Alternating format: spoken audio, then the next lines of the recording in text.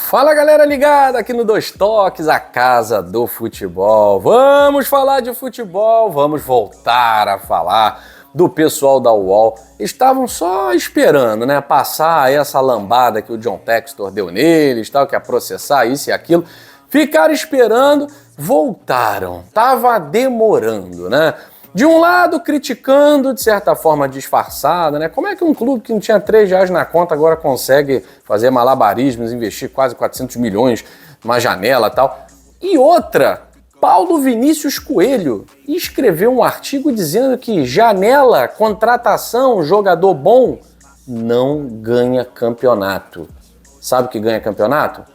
Uma coluna mal escrita. Só pode ser, né? Vamos falar sobre isso depois da vinheta. Quero agradecer a sua presença aqui no nosso canal Dois Toques, a casa do futebol. Você que deixou o seu like, deixa o like nesse vídeo, se não deixou ainda, se já deixou, escreve seus comentários, porque aqui no Dois Toques, independente do time para o qual você torça, aqui é papo reto, sem frescura, sem mimimi, sem passar pano, papum, dois toques mesmo, né?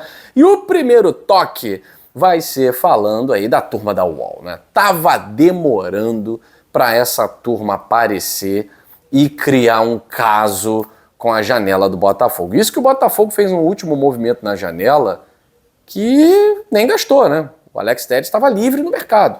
Então não foi um movimento desembolsando nenhuma quantia. Mas é aquilo, né? Essa segunda janela do Botafogo, o Botafogo simplesmente trouxe a maior contratação em termos de valores absolutos do futebol brasileiro, que foi o Thiago Almada. Trouxe o Alan e o Igor Jesus sem pagar um centavo. Aí é a inteligência, a qualidade do scout, que inclusive o Alessandro Brito foi premiado, né, lá no Confute, um prêmio importantíssimo. O Alessandro Brito foi premiado como o melhor scout aí do futebol sul-americano. Isso, é claro, tem um projeto por trás, que convence um Alex Telles de não ir para a Europa, não ir para o futebol turco, voltar para o Brasil, jogar no Botafogo. Tem um projeto, não é aleatoriamente. Tá? E é claro, grana para fazer com que o Botafogo tenha aí em números absolutos também a maior contratação de um defensor da história do futebol brasileiro, que é o caso do Vitinho. O Botafogo desembolsou uma boa quantia para tirar o Vitinho do futebol inglês. E o pessoal da UOL que ficou um pouco escondido, um pouco retraído, vamos ver o que vai acontecer, se a polícia vai bater aqui na minha porta com essa ameaça do John Tex, que vai processar todo mundo, o oficial de justiça está chegando, ainda não, tal. Então vamos tocar o barco, mas disfarçadamente. Tá? Então agora, notícias tentando, em vez de enaltecer, né, a capacidade do projeto de trazer jogadores como Alex Telles, porque eu não vi ninguém, simplesmente ninguém criticar o Flamengo por trazer o Alexandro. Pelo contrário, eu não vi ninguém falando em fair play financeiro, em injustiça, em como é que um clube falido há 10 anos, em 2012, 2013, cheio de penhora na justiça, simplesmente passa a não ter penhora nenhuma. Ninguém comenta. Eu nunca vi. E eu não sou contra os clubes do Rio de Janeiro, de São Paulo, de Minas Gerais se reabilitarem. Eu sou a favor de um futebol competitivo. Eu sempre falo que meu sonho como torcedor de futebol brasileiro era Remo, Paysandu, os 4 grandes do Rio, os 4 grandes de São Paulo, com o Santos voltando. Era um futebol em que a gente pudesse ter as grandes torcidas torcendo para os seus grandes clubes, vivendo seus grandes momentos. E não 1, 2 ou 3. A gente é a favor do futebol. Agora, essa imprensazinha que fica levantando bandeira para um e jogando ovo em outro, isso meio que já está dando no saco, né? E a UOL estava calada esse tempinho todo, agora apareceu com essa matéria aí, criticando o Botafogo que não tinha R$3 na conta há 3 anos, como é que agora consegue fazer movimentos tão audazes no mercado? Acho que a resposta é óbvia. A resposta é óbvia. Quando você deixa de ser um clube associativo e passa a ser uma empresa bem gerida, o movimento é óbvio. Né? Os riscos, a UOL fala sempre nos riscos, né? Quando fala do Palmeiras, ninguém fala, olha que conselheira do Palmeiras está alertando para isso, né? Dessa pressa toda da Leila pegar para pagar a Crefisa com juros de mercado. Ninguém fala sobre isso. Para que essa pressa toda de pagar a dívida do Palmeiras com a Crefisa? Eu não vejo a UOL falar sobre isso, né? Ninguém fala das penhoras que foram suspensas contra o Flamengo, por exemplo, pela justiça, misteriosamente. E aí uma jornalista competente, a Malu Gaspar, foi lá e desvendou o mistério. Eu nunca vi a UOL falar disso. A UOL quase não toca no assunto de que o Corinthians está devendo a alma e não paga. A UOL não toca nesse assunto. Enfim, ela cismou com o John Textor e bate quase que diariamente ou no Botafogo ou no próprio acionista majoritário. Não vejo bater no Pedrinho, BH, do Mercado BH, não vejo bater nem na 77, que merecia, né? Depois de tudo que fez com o Vasco, merecia muito que alguém batesse, né? Batesse nessa tecla aí de que não pode fazer SAF de qualquer maneira, de qualquer jeito, na primeira que aparece, mas eu não vejo. E aí, além desse artigo que é autoexplicativo, né? Como é que um clube consegue isso? Simples, gestão. Tornando-se SAF. Um clube falido como o Botafogo, tornando-se SAF. O Botafogo, que há 3 anos tinha, há 4 anos, o pior time da sua história, vai chegar em 2024 com talvez um dos melhores times da sua história moderna, porque não dá para comparar com as 2 gerações dos anos 60, né? É incomparável. Mas após, é o melhor Botafogo dos últimos 50 anos, sem nenhuma dúvida. Mas tem esse tipo de jornalismo que não consegue enxergar um palmo além do que é pago para ver. Tá? E o PVC já foi um bom jornalista. Era um cara que analisava a tática, era um cara que sabia tudo, sabia hino do Avaí, sabia o hino do Ibis e tal. Agora transformou-se num torcedor do Palmeiras que escreve artigo para um ex-blog, que é o blog da UOL. Né? É uma matéria que uma criança de 15 anos escreveria.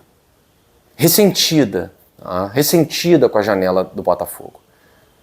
Nesse artigo o PVC está rezando, torcendo para que uma boa janela, bons jogadores, boa contratação não ganhe títulos.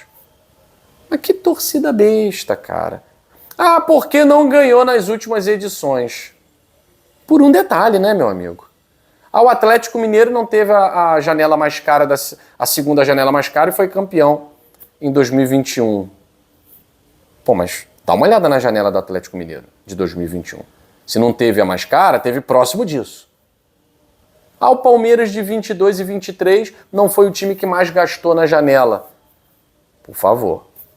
Mas esteve muito próximo disso. E o que não gastou na segunda, gastou na primeira.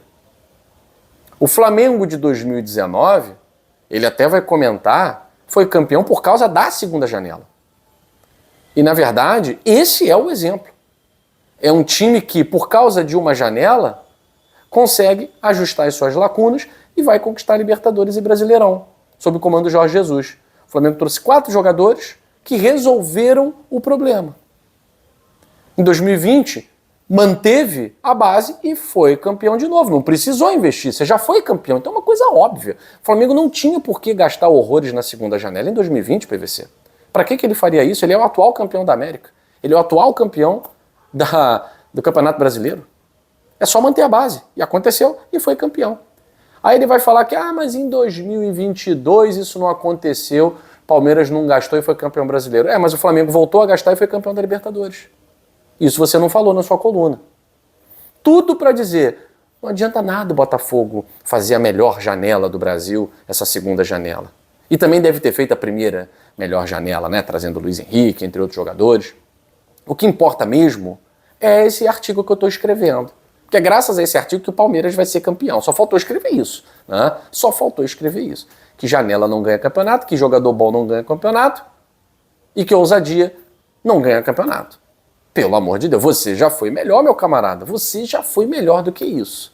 Mas realmente, hoje está muito difícil para alguns jornalistas entenderem que, independentemente de o Botafogo ser campeão ou não, vão ter que engolir as SAFs. Eles têm dificuldade para engolir as SAFs. O discurso da UOL é um discurso que não aceita as sociedades anônimas de futebol.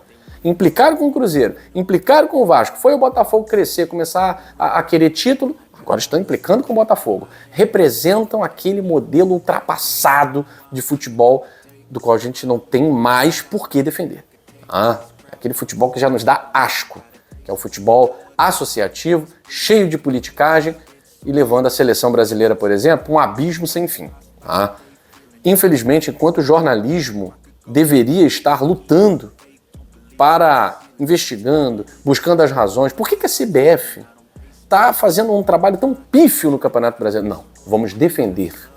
Vamos contra o americano, só porque ele é americano. Pelo amor de Deus, isso não é jornalismo. E aqui no Dois Toques a gente vai sempre combater esse tipo de jornalismo enviesado, esse jornalismo com bandeira.